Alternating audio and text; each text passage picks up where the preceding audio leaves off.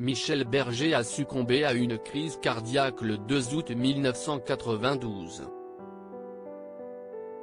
En hommage au chanteur disparu il y a 29 ans, la chaîne W9 diffuse ce mercredi soir le documentaire Michel Berger, Quelques mots d'amour.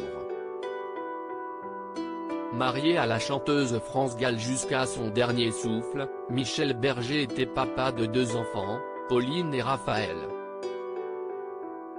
Ce dernier est aujourd'hui âgé de 40 ans.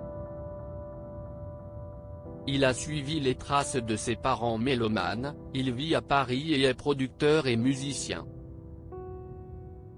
Raphaël Hamburger, du véritable nom du chanteur, possède également 2 boîtes de production.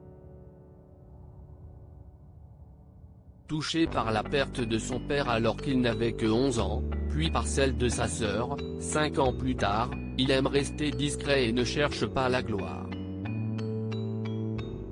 Il vient d'acheter un studio d'enregistrement, il a créé une radio, un label de disques, et supervise des musiques de films.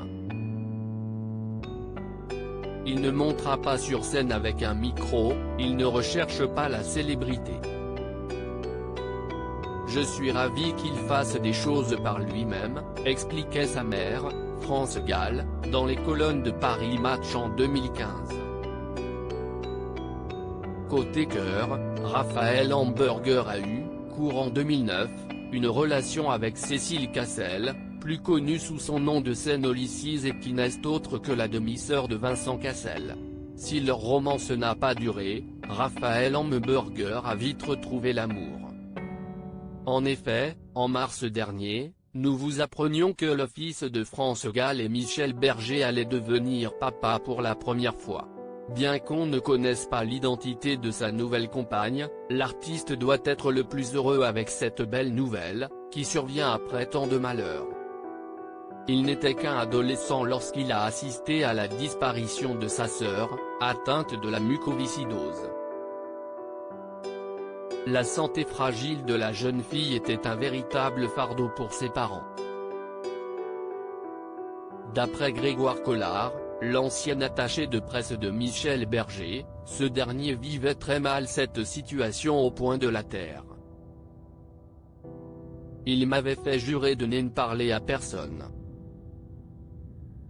J'étais la seule épaule sur laquelle il pouvait pleurer, l'unique homme à qui il pouvait confier ses malheurs, la maladie de sa fille, la mort de son frère aîné finalement vaincu par la sclérose en plaques, les disparitions de ses amis Balavoine et Coluche, a-t-il rapporté à France Dimanche.